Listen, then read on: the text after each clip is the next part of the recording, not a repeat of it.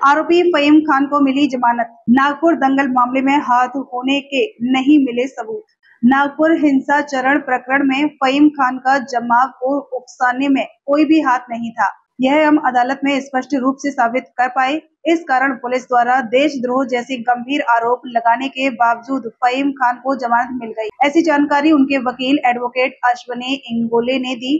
17 मार्च को हुई इस दंगे में दो धार्मिक समुदायों के बीच कोई संघर्ष नहीं हुआ था, बल्कि वहां कुछ असामाजिक तत्व के लोगों ने धार्मिक झंडे जलाए थे, जिससे दंगा भड़का। हालांकि इस संबंध में फहीम खान पर दंगा उकसाने का कोई भी ठोस प्रमाण नहीं मिला।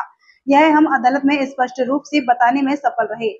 सरकारी पक्ष और हमारी पक्ष दोनों की बात सुनने के बाद अदालत ने फहीम खान को जमानत दे दी। यह जानकारी एडवोकेट इंगोले ने दी।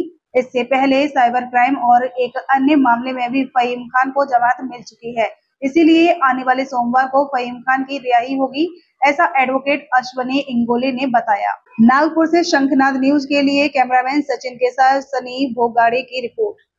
सर काय सांगाल, फहीम खान यांचा जामीन मंजूर करण्यात आलेला आहे, कोणकोणते अटी शर्ती ठेवण्यात आल्या आहेत? फहीम खान यांना 1 लाख रुपये जातमुचलका, तसेच मंगळवार आणि शुक्रवार गणेशपेठ पोलीस स्टेशन पुढे हजेरी आणि ट्रायल कोर्टात कोऑपरेट करण्याच्या कंडिशनवर आज जमानत मंजूर झालेली आहे।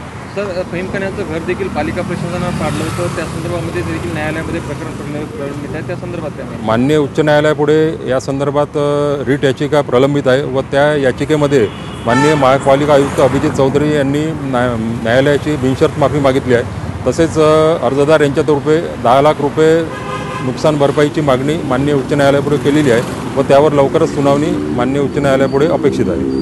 सर, देशद्रोहासह विविध कलमांतर्गत फहीम खानवर गुन्हा दाखल आहे। सद्यस्थितीमध्ये आज जो जामीन मंजूर झाला आहे तो कोणत्या गुन्ह्यांतर्गत जामीन मंजूर झाला आहे? यापूर्वी देखील त्यांचे फहीम खान याला याआधी सायबर पोलीस स्टेशन तसेच तहसील पोलीस स्टेशन यांनी नोंदवलेल्या गुन्ह्यामध्ये जामीन मिळालेला आहे व आज गणेशपेठ पोलीस स्टेशन यांनी नोंदवलेल्या गुन्ह्यामध्ये जामीन मिळालेला आहे। त्यामुळे फहीम खान याची सोमवारला संध्याकाळी जेलमधून सुटण्याची पूर्ण शक्यता आहे।